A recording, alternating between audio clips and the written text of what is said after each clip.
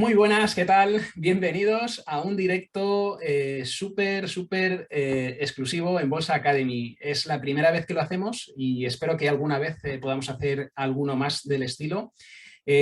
Hoy, bueno, dado que estamos ahora en plena ebullición en la academia, estamos con el tema de criptomonedas a tope, ¿no? Estamos creando nuestras estrategias, estamos avanzando bastante, ¿no? En lo que es el desarrollo de carteras y bueno, un poco montando lo que es nuestro plan para invertir en este mundo, ¿no? Tan apasionante que se nos ha abierto ahora. Viene ya de muy atrás, ¿no? En 2008-2009 fue cuando se creó la primera blockchain, pero sí que es cierto que en los últimos 2 años esto pues está empezando a ser algo exponencial, el crecimiento del mercado de criptomonedas y bueno, pues creo que es el momento adecuado para invitar a un experto en fiscalidad, en tema de criptomonedas. Tenemos aquí a Sergi Andreas Ferrer con nosotros. Bueno, Sergi es abogado aquí en España. Estuvo 5 años trabajando en el Departamento de Penal Económico y Delito Fiscal en un despacho bastante grande en Barcelona y bueno, estuvo defendiendo operativas fraudulentas y a defraudadores contra Hacienda. Y bueno, después se fue rumbo a Andorra para trabajar como responsable del departamento legal de la antigua BPA, ¿vale? Un banco que fue intervenido por el gobierno andorrano por prácticas irregulares, entre ellas el blanqueo de capitales y el delito fiscal. Y bueno, pues en este cargo, bueno, estuvo como responsable más de año y medio. Posteriormente, volvió a ejercer como abogado para montar estructuras societarias especializadas en el negocio tecnológico, tanto startups como criptomonedas. Y ahora, finalmente, ha decidido emprender en solitario en bueno, una nueva aventura que espero, Sergi, que te vaya muy bien. Y nada, Bueno, darte la bienvenida. nada, a vosotros muchas gracias por la presentación, muchas gracias por el Caliu, el poder entrar y nada, yo estoy aquí a vuestra disposición para aportaros lo poco que sé y resolver y hacer todo lo ilustrativo que podamos esta charla. Podéis preguntar, si surgen algunas dudas más, podéis preguntar. Nosotros vamos a estar leyendo esas preguntas que vais haciendo y bueno, ya anunciaros que con Sergi espero colaborar más y quiero bueno, pues que por ser alumnos de la academia, pues tengáis un trato exclusivo con Sergi y que os podéis hacerle consultas a él, ¿vale? Tengo que terminar de hablarlo con él, pero sí que queremos llegar a un tipo de colaboración de tal forma que todo alumno de Bolsa Academy se pueda aprovechar de Sergi para, bueno, para resolver cualquier duda que le salga de criptomonedas, de fiscalidad, ¿vale? Que es de lo que es experto y de lo que nos va a hablar durante el próximo rato, ¿vale? Entonces, Sergi, no sé si quieres comentarnos algo antes de empezar. Yo repetir otra vez que estoy muy agradecido de estar aquí y en referencia a esto que comentabas de la colaboración, yo creo sinceramente que tenéis un producto muy bueno. Iván es una persona muy profesional, tanto por lo que tiene, que es de reputación sobradamente conocido en YouTube, como lo que he podido trabajar con él profesionalmente y creo, o en eso hemos llegado a la conclusión de que se podía volver aún más integral el producto que tenéis vosotros de Bolsa Academy, ¿no? Y entonces con esta patita de fiscalidad, por lo que me ha estado contando del proyecto, que yo hasta hace nada no seguía, pero ahora ya lo conozco y lo tengo en el mapa, es pues por un lado se enseña cómo invertir, por la otra cómo se traza, por la otra como tal, y ahora pues añadir pues con mi humildad pues otro pasito más que es el tema de fiscalidad. De manera que bueno, yo desde fuera y tercero pues lo veo bastante integral y transversal ya que lo cubre pues de cabo a rabo todo. Exacto, esa es la idea, que no se escape nada y que lo tengamos todo controlado. Yo pues voy a empezar ya a preguntarte cosas, voy a lanzarme aquí Dispara, dispara. a la piscina. Vamos a empezar por una primera pregunta, nada, muy sencilla. Vamos a ver, yo tengo criptomonedas, ¿vale? Y las tengo en una wallet o en un exchange y no hago ninguna operación con ellas. ¿Ocurre algo? ¿Tengo que hacer algo de cara a Hacienda si compro y me quedo con las monedas? Bueno, aquí lo que primero hay que tener muy claro que como línea conceptual, es decir, que no hay un régimen específico tributario para las criptomonedas, sino al contrario. Es decir, nosotros tenemos la Ley General Tributaria, que es un marco fiscal en el cual hay un elemento nuevo que es las criptomonedas, y entonces lo que hacen las criptomonedas es integrarlas en este marco que ya existe. Entonces, en este marco que ya existe hay un concepto que vosotros vais solamente conocido, que son los bienes muebles. Y entonces, dentro de la Ley General Tributaria, un activo digital se ha considerado un bien mueble. Entonces, ¿cuál es el trato fiscal de un bien mueble en cuanto a una criptomoneda? Pues tienes un trato fiscal tanto en el impuesto sobre el patrimonio como en la renta. Entonces, si por ejemplo en un exchange o en una wallet o donde sea tú tienes un criptoactivo, este criptoactivo tiene afectación tanto en impuestos sobre el patrimonio como en renta. En impuestos sobre el patrimonio, pues si a 31 de diciembre tú coges todo el patrimonio digital que tienes, que son todos los activos, y si superas el mínimo autonómico que está exento, pues entonces tienes que tributar por tenerlos. Por otro lado, luego como criptoactivo tienes una obtención de renta dependiendo del trato que le des. Es decir, tú tienes un Bitcoin y solo por tenerlo ya tributarás en patrimonio no, pero si ese Bitcoin que vale 1 lo vendes por 2, aquí has tenido una plusvalue, has tenido un incremento, una ganancia patrimonial, una obtención de renta. Y esta obtención de renta es lo que te diría a IRPF como persona física. Y este sería el trato fiscal, sobre todo la implicación que tienen los criptoactivos. Cuando nosotros estamos dentro de una blockchain, ¿quedan registrados los movimientos que hacemos dentro de ella? ¿Y se aplica la fiscalidad a todos los movimientos dentro de la blockchain o solo cuando se sale de esta? Es decir, yo cojo mis criptomonedas e invierto en Ethereum, por ejemplo, en la red de Ethereum. Y empiezo a hacer movimientos, ¿vale? Compro unos activos, vendo otros, hago farming, hago no sé qué, pero no salgo de esta red. Y luego salgo de esta. ¿Se aplica la fiscalidad cuando salgo o durante todas las transacciones que hago?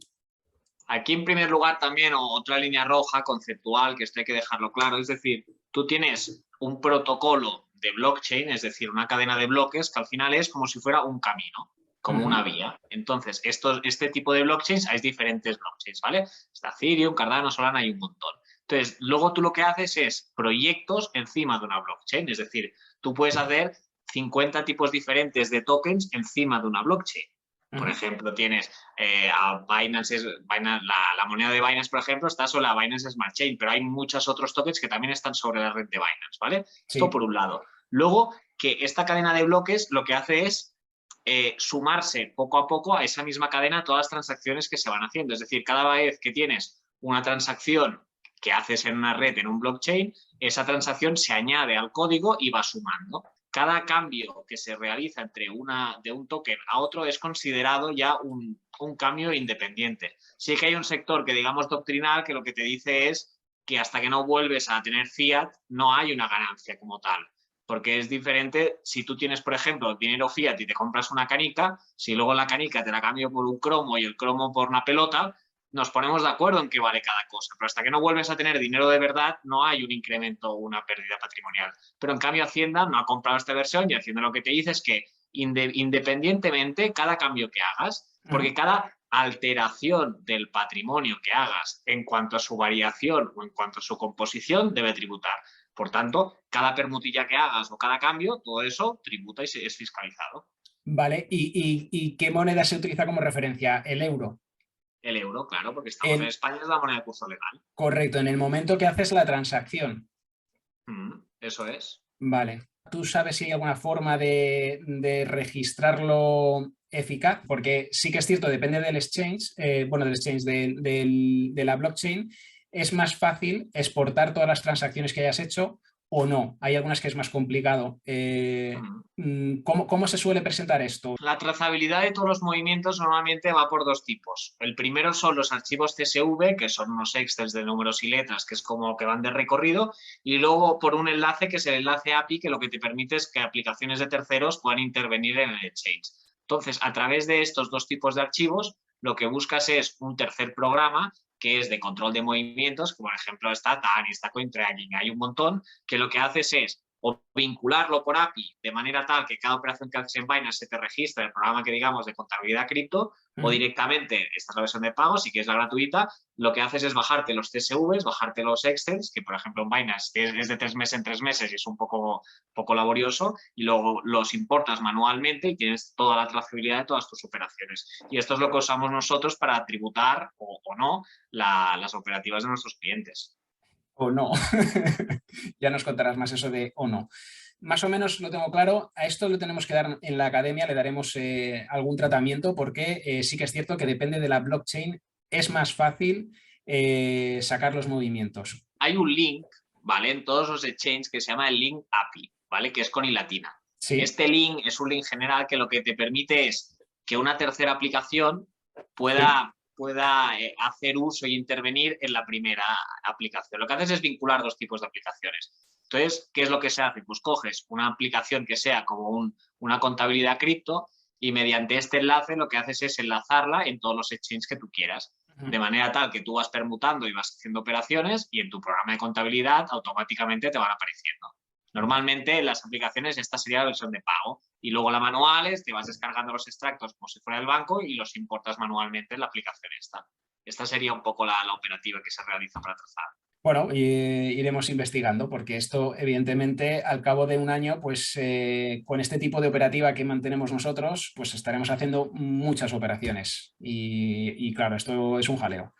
Y es algo importante, ¿no? Porque si no, no tienes la trazabilidad. Bueno, si no pierdes el norte. Tanto Claro. en punto de vista, o sea, es muy importante la trazabilidad y esto lo decimos mucho a los clientes, que mucha gente se enfoca a nivel fiscal, es decir, tengo esto, tributo no, pero hay una parte muy importante que es el PBC, que es el blanqueo de capitales. Es decir, tú si el día de mañana vas con 1 millón de euros al banco, el banco, hablando mal, le va a dar igual si has tributado o no. Lo que le va a importar al banco es si ese dinero es legal. O sea, ya te gustaría haber tributado por ello y que pase rápido al banco, porque si tú tienes un sueldo normal y de repente un día al banco llegas con 1 millón de euros, el banco no te va a mirar la renta si has tributado, el banco te va a preguntar de dónde ha salido eso. Por tanto, estas herramientas de trazabilidad no solo te ayudan a controlar bien tu imposición fiscal y a tenerla debidamente controlada y ordenada, sino tener una trazabilidad para el día de mañana, poderle explicar al banco pues, que de esos 20.000 euros ahora son 1 millón y ha pasado por todo ello, sin que puedan pensar de que aquí ha habido nada raro. Vale, está claro. Esta pregunta que voy a hacer ahora, bueno, ya más o menos la hemos contestado, pero vamos a volverla.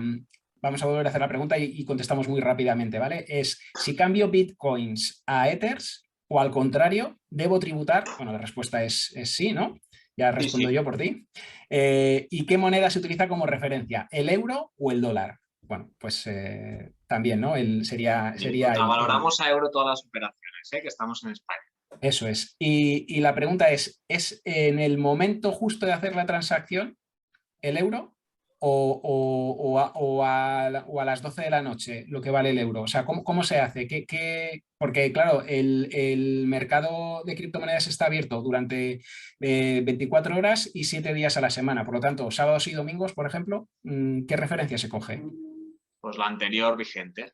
No, siempre es a la hora de hacer la transacción, en el momento de hacer la transacción, ¿no? Cuando Claro, se coge. tú coges el valor que tenías inicial, el valor de venta menos el valor de adquisición y la diferencia que puede ser, esto hablando de trading, de permutas, pues la diferencia será una ganancia patrimonial, una pérdida patrimonial y todo esto se tributará en la base imponible del ahorro en renta.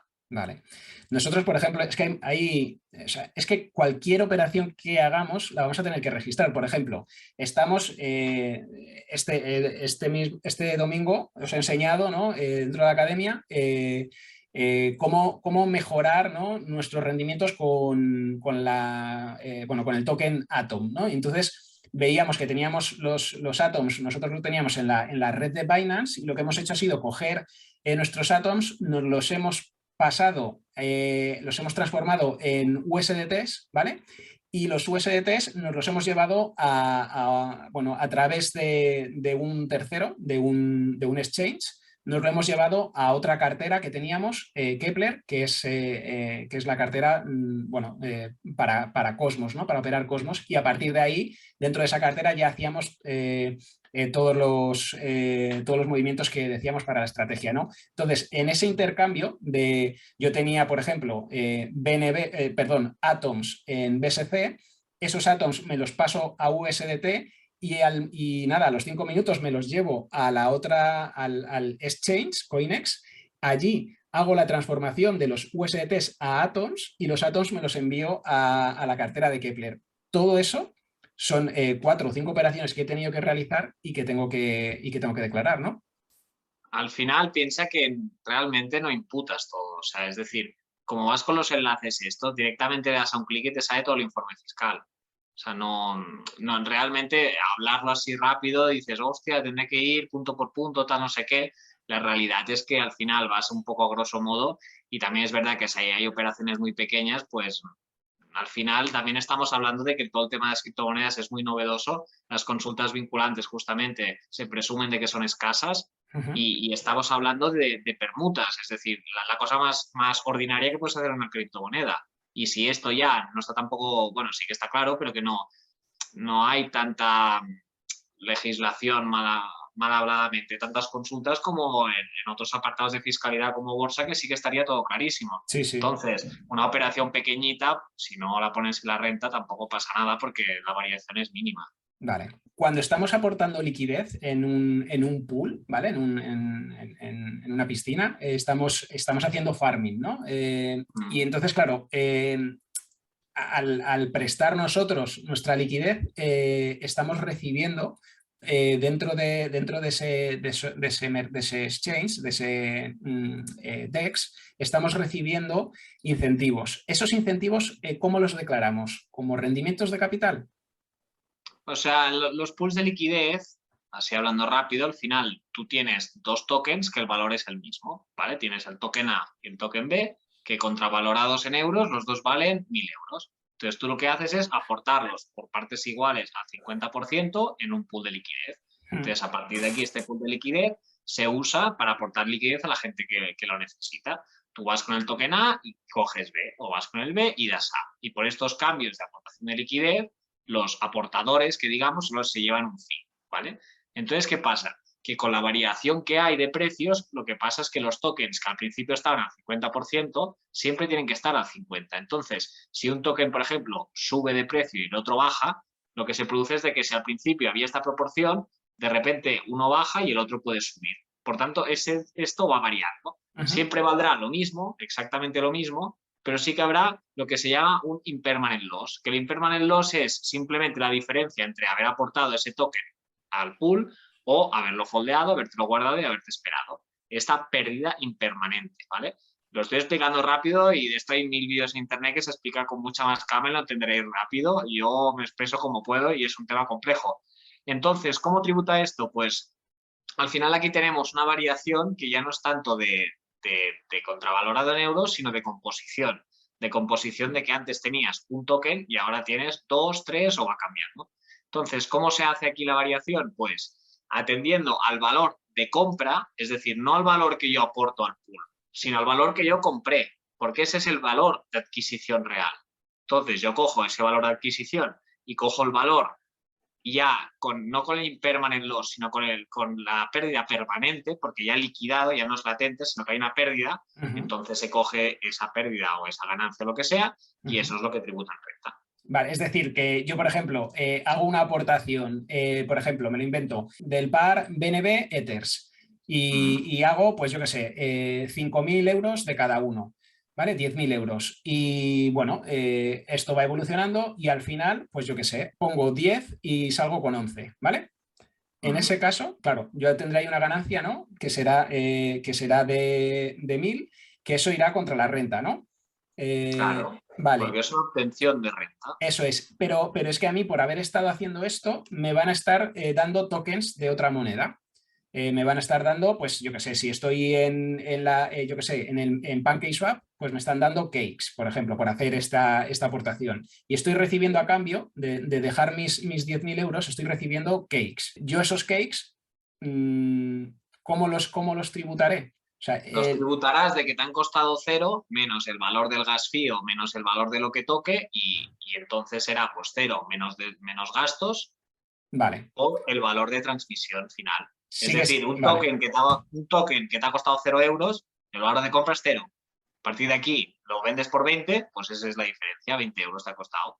que es la ganancia patrimonial. Porque al final, bueno, al final lo único que quedaba es cómo se declara fiscalmente el impermanent loss. No hay impermanent loss, porque tú tienes un permanent loss, es decir, que Claro, cuando salgas habrás salido con ganancias o con pérdidas, y eso es lo que vas a claro. declarar. Deja de ser Durante tu latente. estancia en el DEX, no tienes que declararlo, solamente tendrás que informar, ¿no?, de que tienes en el impuesto sobre el patrimonio que tienes X, Bueno, pero pero no si tienes que estás declarar en la dentro, ¿eh? renta. Claro, sí Y no está bien. estás en el mínimo exento, ¿eh? Que estamos hablando en Cataluña es medio millón de euros. Claro, claro, claro, eso es Bueno, ojo, otro tema. Eso es otro tema. claro. Y que la gente pregunte lo que quiera, ¿eh? Buenas Sí, noches a todos.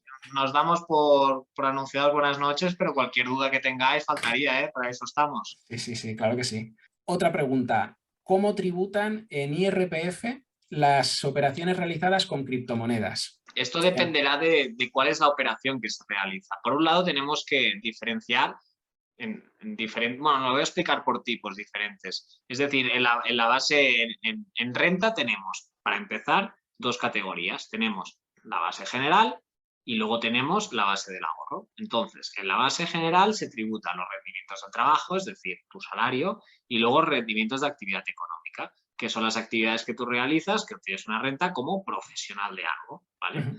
Luego tienes la base imponible del ahorro, que es la barata, porque va a un tipo mucho más bajo. Ahí se tributa tanto los rendimientos del capital, tanto mobiliario como inmobiliario, y luego tenemos las pérdidas y ganancias patrimoniales, ¿vale? Entonces, cada operación de criptos lo que hacemos es integrarla en uno de esos cuatro elementos. Entonces, por ejemplo, si tú realizas pues, los mineros, por ejemplo, si es tu actividad profesional, pues yo entraría como rendimiento de actividad económica. Que lo haces a nivel muy usuario y muy local, pues entonces ya sería como un rendimiento del capital mobiliario. Esto tienes que fijarte en el tipo de operación que realizas y va a un sitio u otro. Por ejemplo, el staking, pues el staking se pone como rendimiento también del capital mobiliario. En cambio, el trading de comprar y vender y esa permuta, lo que tienes es una variación patrimonial, pues iría a la base imponible del ahorro como pérdida o ganancia patrimonial. O todo lending, pues capital mobiliario. Hay que integrarlas en uno de esos cuatro elementos. Perfecto. Yo creo que con esto está Va resuelto. quedando claro, ¿no? Para mí, de momento sí, no sé, aquí están todos muy callados. ¿Cómo las tengo que declarar en el impuesto sobre el patrimonio? A valor de 31 de diciembre de cada año y siempre y cuando tengas por encima del mínimo exento. Es decir, tú tienes 10.000 euros en criptomonedas, pues ni de coña harás el impuesto sobre el patrimonio, porque estás en el mínimo exento. Hasta que no superes ese mínimo, no tienes la obligación de declarar. ¿Hay algún sitio donde podamos ver esos mínimos que van según la comunidad? Claro, tienes que mirar la ley general tributaria autonómica de cada sitio, porque al final tú tienes los impuestos que son estatales, los cuales la agencia tributaria, la EAT estatal es la que los gestiona, y luego tienes los impuestos que se llaman delegados a las comunidades autónomas, que son gestionadas ya no por el ente local, sino por el ente autonómico. Entonces tú tienes que mirar la ordenación tributaria de cada comunidad autónoma y ahí te dice el impuesto sobre el patrimonio y otros tipos de impuestos que también son autonómicos, pues el mínimo exento. Por eso mismo no es el mismo mínimo exento, sobre todo en Madrid, por ejemplo, y Cataluña, en impuestos sobre el patrimonio. O donaciones o cualquier otro tipo. Esta pregunta está relacionada, ¿no? El modelo 720, ¿qué es? ¿Cuándo debo presentarlo? ¿Qué posibles sanciones existen? Bueno, no hemos dicho que es el modelo 720, pero bueno, está relacionado con esto que estamos hablando, ¿no? Lo que me interesa es qué posibles sanciones existen en caso de pues, no presentarlo o hacerlo de forma incorrecta. Bueno, el modelo 720 es la declaración de bienes en el extranjero, ¿vale? A fecha de final de año. Y entonces tú lo que tienes que hacer es, por los conceptos de saldos que tengas en el extranjero, de cuentas bancarias, de bienes inmuebles que tengas o de acciones, lo que tienes que hacer es declararlas e informar a Hacienda de, oiga, Hacienda, a fecha 31 de diciembre tengo tanto. Todo esto hay que tener en cuenta que estamos hablando que hay un mínimo exento de 50.000 euros, es decir, si tienes un patrimonio menos de 50.000 euros, pues no tienes que informar a Hacienda. Entonces, ¿cuál ha sido la controversia sí que ha pasado con Hacienda? Primero de todo hay que tener en cuenta que las criptomonedas no están integradas aún en el modelo 720, es decir, puedes tener millones de euros en criptomonedas que el 720, si está en el extranjero, no está dentro, no tienes que hacerlo. Ahora sí que han sacado el 721, pero hay un periodo de gracia de 3 años, que hasta que no pase el periodo de 3 años no tengas que tributar. Y luego también es importante que saquen el reglamento que explique el modelo 721 de cómo se hará. A partir de aquí también, lo digo de recorrido, pero ha habido mucha noticia de esto. Hace nada el Tribunal Superior de Justicia de la Unión Europea hizo un tirón de orejas a España que les dijo, coño, el modelo 720, primero de todo, la prescripción era imprescriptible, podías tirar para atrás todo lo que querías, luego les parecía abusivo el límite que tenía, bueno, las sanciones que habían que eran desproporcionadas y luego las multas que había de por cada tipo concreto de 5.000 euros. Y Hacienda, bueno, y hubo una sentencia, hubo primero un dictamen, la sentencia, y lo que han dictaminado es que no se asemejaba a la doctrina europea. Y entonces lo que ha hecho España ha sido un poco aligerarlo estas últimas 2 semanas y sí que ha añadido la prescripción y le ha bajado un poco las sanciones. A ver, veo que tenemos aquí una pregunta. Si estás en régimen de gananciales, tienes 50.000 euros o más fuera de España, ¿ambos cónyuges están obligados a declarar esos 50.000 o más? Sí, entraría en comunidad económica, siempre y cuando la titularidad sea conjunta. ¿Cómo se puede obtener información fiscal de los exchanges? Pues solicitándola como titular. Tú puedes solicitar toda la información que quieras y esta gente te la tiene que dar. Al final Claro. es tu información en base a la ley de protección de datos. En Binance, en Coinbase, en cualquier exchange privado, ¿no? Es fácil de conseguir, estás a un clic de conseguirlo. El tema, si ya te sales de ahí y te vas a los mercados descentralizados, eso ya es más complicado, ¿no? Y ahí tienes que tirar de lo que comentábamos antes, ¿no? De la API y de esos archivos, de exportar todas las transacciones a un Excel, ¿no? Al final. Claro. Tienes que hacerlo así, si no, no hay forma, ¿no? En los mercados descentralizados de conseguir esa información Bueno, el fiscal. mercado descentralizado, la diferencia que hay con el centralizado es que no hay, que digamos, un equipo detrás de atención al cliente que puedes llamar y solicitar información. Va sobre un smart contract, es decir, un contrato inteligente que es el que lo regula todo. Entonces, a partir de aquí, tú necesitas información del exchange, como no hay un equipo detrás, lo que haces es mirar el contrato, que está anclado al protocolo. Entonces tú, como hemos dicho antes, de que la cadena de bloques va toda de recorrido y todo lo que haces o cualquier operación que haces se añade al código y puedes consultarla, lo que haces es consultar directamente la cadena. Y en la cadena tú pones tu wallet y ves todas tus operaciones. Esta pregunta es interesante. Si tengo un negocio, yo podría comprar, o sea, cobrar en bitcoins por mis servicios, ¿no? ¿Entiendo? Sí, siempre. Vale. ¿Y esto cómo se declararía? Pues es un medio de pago normal, no tiene nada que ver. Es decir, tú tienes una pasarela de pagos que la puedes tener en el ordenador, tanto en Visa contravalorado en euros, o lo puedes tener en la criptomoneda que tú quieras. Al final, tú le das un valor por unos servicios, 1.000 euros, lo contravaloras a la unidad que quieras y mientras los dos estén de acuerdo en aceptar ese medio de pago, esto puedes hacerlo. Luego tienes que hablar con el banco y decirle de que vas a hacer esta operativa para que no te bloqueen nada. Y luego lo que sí que tienes que tener en cuenta es que si aceptas esta operativa tiene cuanto a nivel legal estamos diciendo ahí, para ser muy puristas y muy técnicos, pero esto tiene afectaciones en muchas cosas. Por ejemplo, si tienes un programa interno de prevención del blanqueo de capitales, pues tendrías que incluir de que este medio de pago también lo tienes incluido, o en tu normativa interna de protección de datos, deberías también añadirlo. Tienen implicaciones varias, pero vaya, la respuesta es que sí, tú puedes cobrar con bitcoins y tal, y nosotros desde el despacho somos los primeros que lo hacemos y es una operativa totalmente normal y común, la verdad, en pleno siglo XXI. Esta pregunta, bueno, ya me sé la respuesta. ¿Cuál es la cantidad mínima de monedas a tener sin que Hacienda se meta en tus asuntos? No, la obligación legal la tienes. Otra cosa es que depende de qué operativa hagas, sea muy complicado realmente que te tracen. Y otra cosa es de que tú seas el interesado en querer trazarlo todo para que, digamos, desnudarte y ser diligente y trazarlo todo porque te conviene o no. Pero la obligación legal como tal sí que es una imposición de que esto hay que tributarlo. Pero a partir de aquí, bueno, cada uno hace lo que considera. Los ingresos de criptos por beneficios en la operativa y o por cobros de cuenta ajena, ¿Hacienda lo tiene en cuenta para hacerte pagar? Bueno, si tiene la información y la traza, pues claro que la tiene en cuenta. Al final Hacienda tiene muchos tipos de información que tiene a su abasto. A partir de aquí, si decide hacer un procedimiento de información o de inspección o de lo que toque, pues claro, va a usar toda la información que tiene para comprobarte. Y si esa información se la ha facilitado un exchange español o se la ha facilitado quien sea, pues la cogerá y te la mirará. ¿Se tiene que pagar IVA en la compra o venta de criptomonedas? ¿Y por qué? No, es una actividad que está exenta de IVA, porque actúas además como particular, o sea, no entraría en IVA aquí. antes de esto, creo que tenemos aquí una pregunta. A ver, José Ignacio, ¿no? ¿Las criptos en hot wallets se consideran que están en España? Aquí lo que te dice la normativa es que la localización de una wallet está donde estén sus palabras semilla, donde estén guardadas. Esto, primero de todo, no es... Bueno, luego la siguiente pregunta, sí. Luego, esto primero de todo sí que es algo complicado porque al final la Hacienda, si tú tienes, yo qué sé, repartidas por el mundo todos tus claves, pues entonces la localización de este sitio, de esta wallet, no está clara dónde está. Luego también tenemos el problema de que estamos hablando todo el mundo de descentralizado, es decir, una wallet descentralizada, obligación legal tienes que declararla, pero la realidad es que es imposible de trazar porque no está identificada, es decir, es un conjunto de números y letras que al final, si tú no la identificas y si no la trazas a la entrada o a la salida, es imposible que te tracen. Entonces, eres tú que tienes la obligación legal y a mutuo propio, y tienes que hacerlo tú de parte, de declararlas. Y luego, a ver, otra pregunta.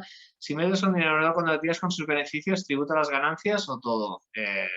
Bueno, tributa las ganancias que has tenido, claro, con la operación que has realizado.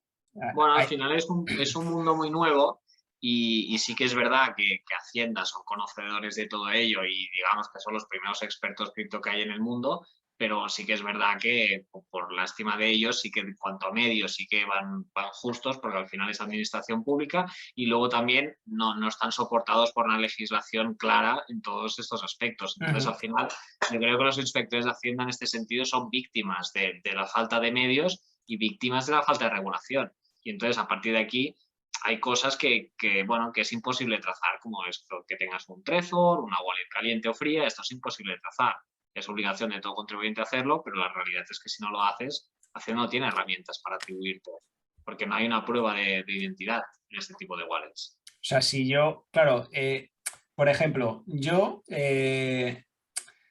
Hacienda lo que puede ver es dónde van ¿no? Mis euros, por qué mercado, o sea, por qué exchange entran, ¿no? Eso sí que se puede ver, ¿o no? Sí, o sea, imagínate que yo tengo en mi casa un wallet frío. Un wallet frío es simplemente una cajita que tiene un número, un código de números y letras y yo lo tengo en mi casa guardado. Entonces, cualquier persona del mundo, porque el código es abierto, puede entrar en la red que sea, miras y puedes mirar todos los tokens y todas las criptomonedas que yo tengo en mi wallet frío. Esto es público porque aparte se añade al código toda esta información. Sí, El sí, tema está que, sin perjuicio de que esta información es pública, no está asociado eso a mi nombre. está claro. Por tanto, hasta que alguien no desvele la identidad de ese wallet, por interés o descuido, no se puede atribuir todas las ganancias y todo lo que hay ahí a alguien concreto. O sea, lo que yo vengo a decir es, claro, yo voy a imagínate, cada año voy a invertir en criptomonedas 6.000 euros, por ejemplo, me lo invento, ¿vale? Voy a aportar 6.000 euros, claro, esos 6.000 euros yo los tengo que meter al mundo cripto de alguna manera y para eso pues están los exchanges, ¿no? En esos Claro. exchanges sí que te obligan, ¿no?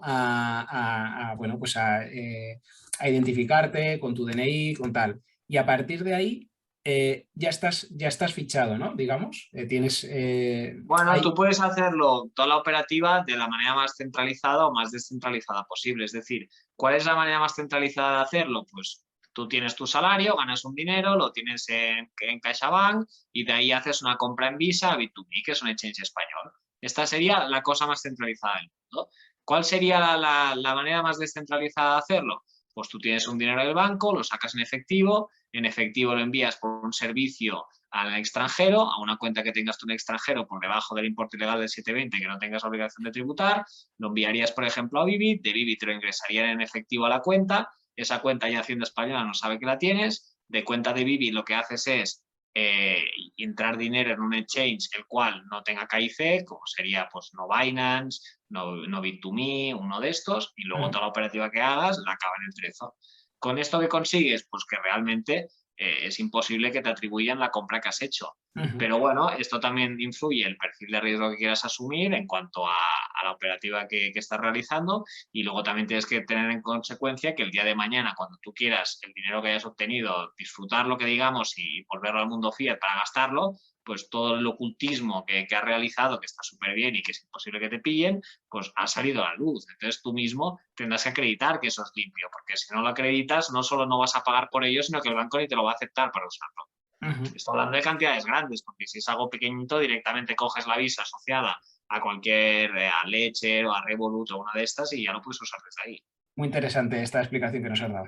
A ver, espera, y Chaso Queralde decía en cuanto a que la ganancia patrimonial eran criptomonedas, es decir, que si inviertes un dinero en euros, cuando lo retiras, los beneficios se tributan en cuanto a la ganancia contravalorada en euros, no en la criptomoneda, porque al final la criptomoneda nos hemos puesto de acuerdo que tiene un valor, pero que podría ser una patata. O sea, al final aquí depende al precio lo que contravalores. Por tanto, la diferencia sería en cuanto al euro. Cuando enviamos una moneda de una red a otra a través de un bridge, ¿vale? Realmente el protocolo, este bridge, se queda con nuestras monedas en la red de origen y nos entrega la versión de la moneda para la red de destino. Esta transacción, esta permuta que se hace, ¿cuenta como permuta o podemos considerar a efectos fiscales que estamos enviando, por ejemplo, Bitcoin de una red a otra, aunque técnicamente esto no sea así? Es decir, se mantiene el valor. Técnicamente no es la misma moneda porque sería lo mismo que un mix. Al final estás cambiando, estás permutando una moneda por otra. Pero en cambio, a efectos fiscales hacemos como una falacia o nos creemos ficticiamente que es lo mismo y así podemos operar. Como tantas falacias usamos para poder seguir un poco, porque a nivel técnico está claro que no sería el mismo tipo de unidad. Cuando participamos en una oferta pública de venta de tokens, IDO o ICO, le enviamos moneda estable, ¿vale? Moneda stablecoin a un launchpad y ese launchpad, pasado un periodo de tiempo que va entre meses y años, pues nos irá enviando paulatinamente la cantidad pactada del token del cual hemos participado en la venta pública. Bueno, esto al final lo que estás haciendo es que estás obteniendo una moneda a coste cero, que digamos, porque al final lo estás poniendo en staking, ese token de utilidad del Launchpad. Entonces lo que haces es esa moneda nueva que tienes, lo que haces es que en el valor de venta el coste ha sido cero, por tanto el momento que la vendas cogerás el precio por el que la has vendido y esa ganancia patrimonial es la que declararás en renta. Bueno, al fin y al cabo es como lo que estábamos diciendo antes de hacer farming, ¿no? O sea, si tú recibes una moneda a coste cero y declaras simplemente el valor de esa moneda en el momento que hagas la transacción. Vale. Mira, José Ignacio nos dice, tú puedes comprar USDTs, ese cambio no tributa, lo envías a un DEX donde permutas y esas operaciones no costan en un exchange con K y Z, solo depende de ti declararlo o no. Claro, esto es lo que decimos, que al final tú estás operando y tú puedes operar tanto en modo centralizado o descentralizado. Al final, cuanto más centralizado vayas, más fácil es todo, los gráficos son mejores, hay un equipo detrás y todo el mundo está muy contento. En cambio, si te vas al descentralizado, al final hay un contrato detrás y tienes que ser tú el garante de lo que estás haciendo. A partir de aquí, si tú operas descentralizado y no quieres tributar un euro, pues al final puedes hacerlo, no avisas a nadie y asumes el riesgo que por ello corres. Y si declaras sanción, es lo que pasa. A partir de aquí es tu perfil de inversor lo que tienes que decidir del tipo de operativa que quieres hacer y cómo quieres realizarlo todo. Relacionado con la pregunta anterior del Launchpad, era la continuación, ¿vale? Esa transacción, en caso de que hayamos comprado un token en un ejercicio, por ejemplo en 2021, y nos entreguen el token en otro ejercicio, en el 2022 o 2023, ¿en qué ejercicio se computará la operación? Bueno, es que este cambio de la alteración del patrimonio se produce en el momento de la venta, es decir, tú obtienes un token, pues muy bien lo has obtenido, pero hasta que no lo vendas, tú no tienes una pérdida o una ganancia. Entonces, al final, puedes obtener lo que quieras, que te afectará a patrimonio, que es unidades.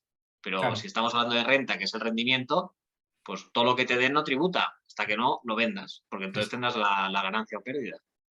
Cuando entramos en una venta privada a través de un Venture Capital, enviamos moneda estable a una billetera y luego el titular de la Venture envía todo el dinero recaudado de esa billetera a otra billetera. En este caso, estamos participando nosotros, ¿no? en la propiedad del proyecto este. Pasados una cantidad determinada de meses o años, si el proyecto sale adelante, nosotros vamos a recibir la parte que nos corresponda de sus tokens, ¿no? Nosotros, ¿qué y cuándo tenemos que declarar en este caso? Bueno, pues igual que el anterior, cuando se vende el token que hemos recibido, porque es cuando tenemos la ganancia patrimonial y Eso eso es. es lo que se declara en renta. Vale. Vale, en el caso de los Launchpad, para participar estamos rellenando un KIZ. ¿Este KIZ implica que alguien va a informar a Hacienda de nuestra compra o Hacienda solo se enterará cuando lo declaremos nosotros? A ver, a Hacienda, lógicamente, si lo declaramos nosotros, se va a enterar de lo que estamos haciendo. El tema está que un KIC lo que haces es identificar, ya sea porque tienes la obligación de identificar o empresas que no son sujetos obligados por la ley de prevención de blanqueo fiscal que deciden hacerlo. A partir de aquí, tú cuando haces un KIC no informan a Hacienda, es decir, por ejemplo, el del despacho de abogados, nosotros somos sujetos obligados y cada vez que viene alguien a contratar nuestros servicios tenemos que rellenar el KIC. Pero yo luego no voy a Hacienda y le digo, tengo este cliente y ha hecho esto. Esto no tiene nada que ver. Dependerá, no sé KIC o no, sino dependerá de quién hay detrás. Da igual si es un Launchpad o un staking o lo que sea. Es quién hay detrás. Eso es lo importante. Vale. Vale. Sí, respondiendo a José I sobre el staking del cobro diario de ADA, es lo que hemos dicho antes, cuando lo vendas, tú vas obteniendo hadas, pues obtén todos los hadas que quieras, pero ese valor de hadas es latente, un día valen 2, otro 4, otro 3, otro 0, a partir de aquí te esperas, y al momento que vendas, pues te ha sido 0 y vendes por la transmisión. O sea, es que al final lo que estoy viendo es que ahora mismo está todo tan en pañales que si no declaramos nada, pues, Hacienda no se va a enterar. Bueno, depende de la operativa que hagas y depende de cómo lo hayas hecho, pues hay más riesgos o no de que tenga información sobre ti. En todo caso, tú eres el responsable. A partir de aquí tú decides lo que quieres hacer. Al final, cada uno es garante de sí mismo. Sí, sí, está claro. Cuando creamos una billetera descentralizada, usando MetaMask, un Ledger, cualquier otro medio, ¿vale? ¿Esta billetera se considera que es nuestra o no tiene propietario?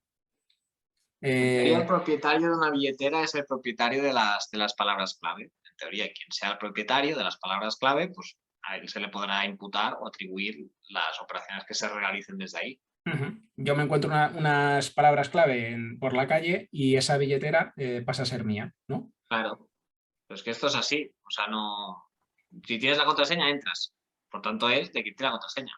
Está claro, por eso es tan importante, ¿no? En temas de seguridad, el almacenar correctamente las palabras semilla, ¿no? Y tener dispositivos que eviten que nos pirateen la cuenta. Por ejemplo, con MetaMask, pues tener algún ledger o algún Trezor de por medio que te obligue, pues eso, a físicamente pulsar el botón para confirmar las transacciones, ¿no? Porque eso es algo que está a la orden del día, ¿no? Que te entren en MetaMask bueno, o que hackeen el mercado donde hayas estado operando, yo que sé, hace meses y por lo que sea, hackean el mercado y como tú has dado permisos a ese mercado para pues, operar de forma ilimitada con un token, pues te pueden vaciar. Si tienes en tu cartera en ese momento ese token, te lo pueden vaciar. Por eso es importante, ¿no? Lo del tema de seguridad y hablaremos bastante de ello en próximos directos.